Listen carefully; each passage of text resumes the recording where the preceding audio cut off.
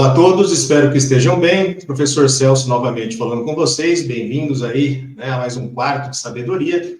Hoje nós vamos conversar um pouquinho a respeito de um pensamento político também existente chamado conservadorismo. Antes de mais nada, quero agradecer a sua inscrição, a sua presença. Caso você não seja inscrito, por favor, considere fazer a sua inscrição, vou ficar extremamente honrado com isso. E, como sempre, vale lembrar que parte das aulas, né, as videoaulas que nós preparamos aqui para a gente poder aprender um pouco mais, são baseadas em pesquisas, baseadas naquilo que eu estudei, naquilo que eu sei, tá bom? Eu não dou opinião nessas aulas, tá bom? Eu falo de termos que podem parecer até opinativos, mas eles não são, podem ficar tranquilos com relação a isso. Porém, esses termos são necessários para que a gente possa compreender, né, por que tal pensamento existe, por que tal ideologia existe, tudo bem? Caso você queira fazer algum comentário, tirar alguma dúvida, fique à vontade no campo de comentários, sempre com educação, tá? Porque é assim que a democracia funciona. Né? Eu estava vendo um comentário recentemente de um rapaz que achou que eu estava dando opinião, achando que eu não tinha sido neutro. Bom, tudo bem, achar a gente pode achar qualquer coisa, né? Tem gente que acha que Papai Noel existe, tem gente que acha que a Terra é plana, e com todo respeito, essas pessoas que acham essas coisas, tá bom? Afinal de contas, quem sou eu para criticá-las? Mas o importante, lembra, o importante não é o que a gente acha, não é o que a gente acredita, o importante é o que a gente sabe. E as minhas aulas é para a gente saber as coisas, tá? Não apenas acreditar nas coisas, tá bom? Vamos lá. Durante muito tempo aqui, pelo menos para nós aqui no Brasil, tá? No sul global, a gente ouve falar do movimento progressista e do movimento conservador, né? Daquele pessoal que é conservador, daquele pessoal que é progressista. Então, nós vamos falar sobre os dois, tá? Hoje, conservadorismo, na próxima aula, progressismo, para vocês poderem também fazer uma comparação entre eles e ver qual que é aqueles para você é mais viável, mais tranquilo e tá tudo bem. Mas lembre-se, quase todo pensamento político, quase toda ideologia, ela vai pensar no nicho no qual ela está tentando tratar, beleza? De repente, pode ser que você não faça parte desse nicho, ainda que você acredite que esse pensamento é o melhor para você. De repente, você pode ser excluído por esse tipo de pensamento ao qual você defende. Então, é necessário que você entenda essas diferenças, entenda as vantagens e as desvantagens de apoiar um pensamento político, uma ideologia política, um pensamento econômico e por aí vai. Tranquilo? Maravilha. Então, falando sobre o conservadorismo, vamos entender o que ele é primeiro, tá? É um pensamento político que ele visa a manutenção das instituições sociais tradicionais, como, por exemplo, a família, a comunidade local, a religião que a pessoa professa, usos, costumes, tradições, convenções. Então, tudo aquilo que faz parte dessas instituições sociais, que são consideradas como tradicionais, ou seja, que estão há muito tempo dentro da nossa realidade, é o que o conservadorismo defende, tá bom? Ela defende também a continuidade e a estabilidade dessas instituições, ou seja, a família tradicional tem que continuar, a comunidade tem que continuar, a religião tem que continuar, beleza? E, claro, por conta disso, ela vai ser contra movimentos revolucionários e movimentos progressistas. Então, todas as vezes que aparece um movimento para tentar mudar essa imagem, mudar esse cenário conservador, é justamente nessa hora que o conservadorismo se mostra contrário. Tudo bem? Tranquilo, né? Vamos lá. Então, vamos diferenciar o conservadorismo de uma postura conservadora, beleza? Que são coisas distintas, tá? Quando a gente fala em conservadorismo, foi o que eu expliquei para vocês agora há pouco que a gente aprendeu, que é o pensamento político. Já a postura conservadora é com relação às mudanças políticas. Vou dar um exemplo. Como a gente está falando aqui do nosso cenário, né? Vou falar do Brasil para a gente entender melhor.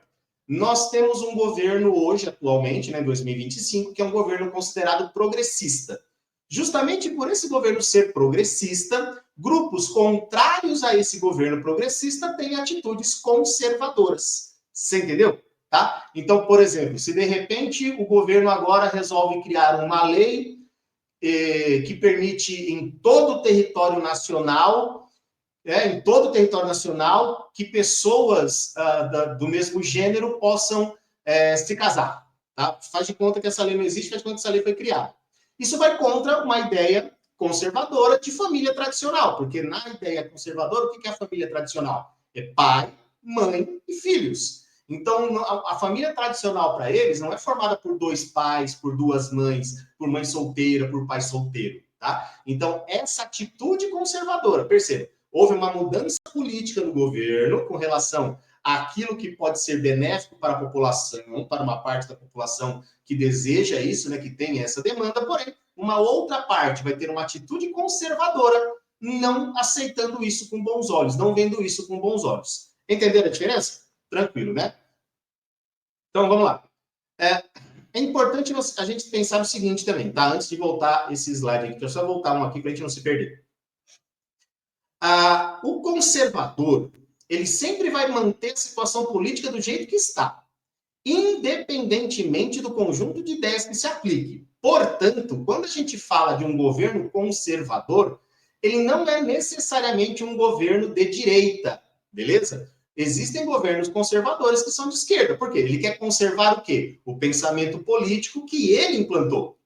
Tranquilo nessa parte? Então, quando a gente fala de um governo conservador, a gente está falando de um governo lá que está no poder, né, que está governando o Estado, então ele vai manter as instituições funcionando do jeito que ele está. Então, qualquer outro movimento contrário a ele, esse governo, vai tomar uma atitude conservadora também, ainda que seja um governo, por exemplo, de esquerda. Se o governo for de esquerda, ele pode o quê? Aí eu preciso me manter no poder, então eu vou ter um pensamento aqui de conservar as instituições do jeito que eu quis que elas continuassem. Ficou claro?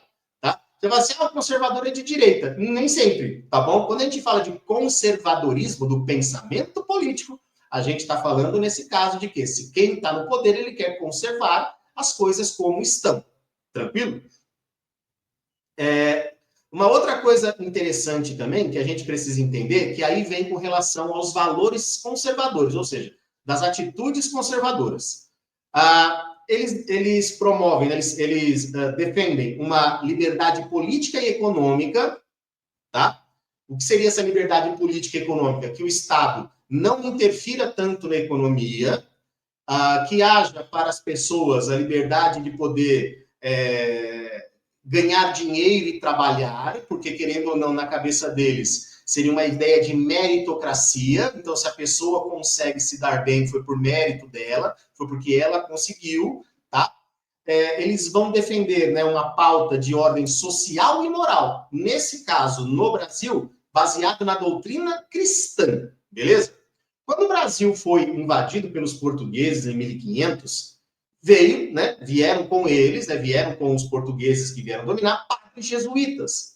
Então, esses padres impuseram um modo de ser cristão católico europeu para os habitantes daqui, né, no caso os indígenas, os portugueses que já eram católicos também vieram para cá. Então, nesse caso, a Igreja Católica ela começa a cuidar da parte da educação, dos valores morais, da ordem social e, obviamente, tendo o apoio da coroa portuguesa, tá? Quando o Brasil se torna independente, em 1822, né, quando surge o Império do Brasil, a religião cristã católica continuava sendo a oficial, ou seja, havia um acordo entre igreja e Estado para manter esse conservadorismo e as atitudes conservadoras, caso houvesse algum movimento contrário ao que estava acontecendo, tá?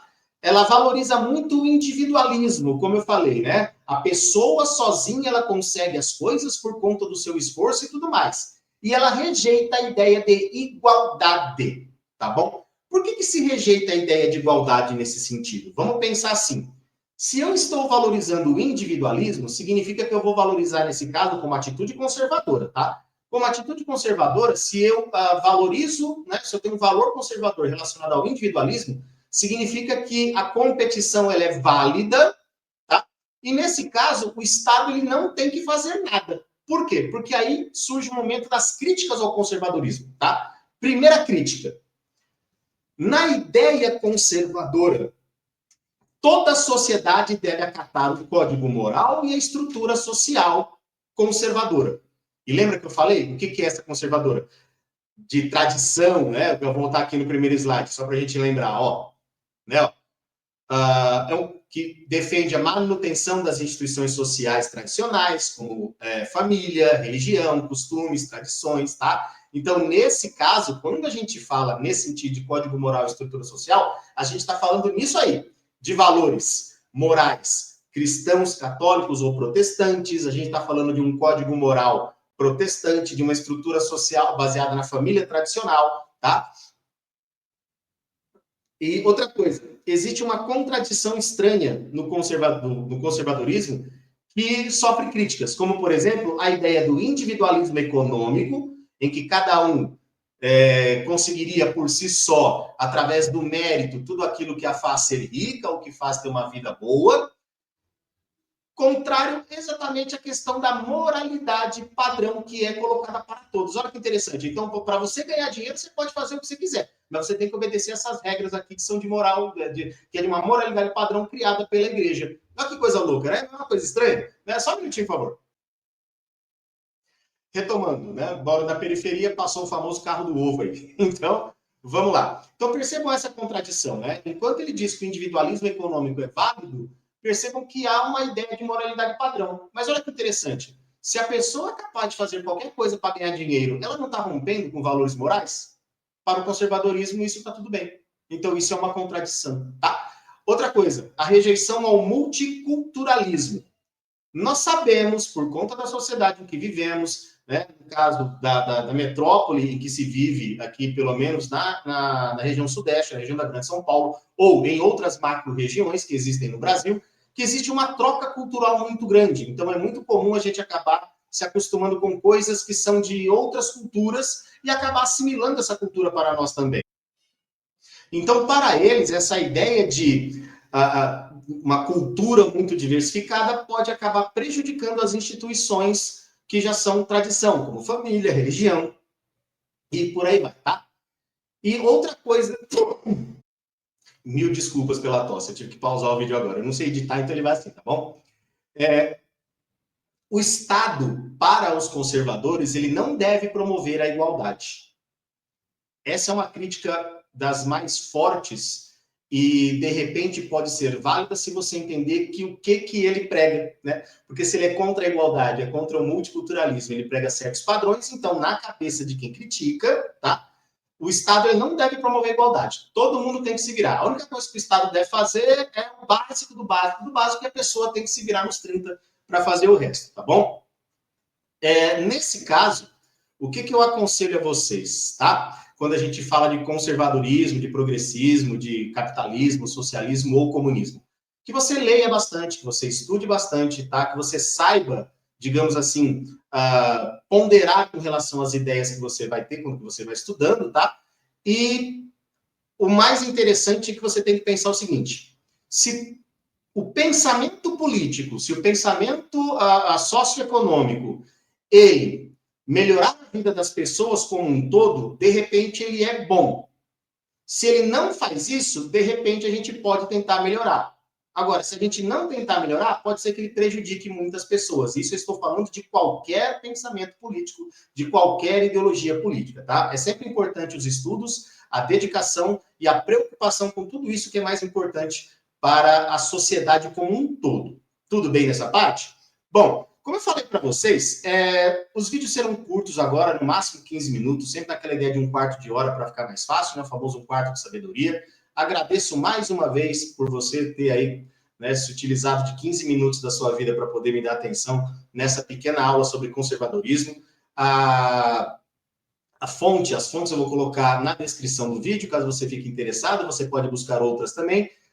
E caso você não tenha feito a sua inscrição, por favor, considere fazê-lo, vou ficar extremamente grato, tá? Somos aí 1.215, se não me falha a memória agora, de inscritos. Agradeço muito a você que fez a sua inscrição.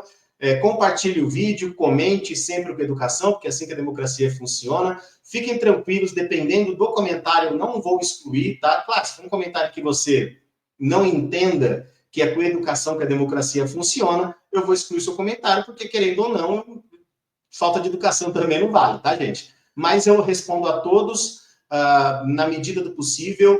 Se for uma dúvida, com certeza eu vou buscar uma resposta que vá, de certa forma, digamos assim, acabar com a sua dúvida, tá bom? Agradeço mais uma vez a todos. Desejo aí tudo de bom para vocês. A gente se vê numa próxima. Forte abraço para todos.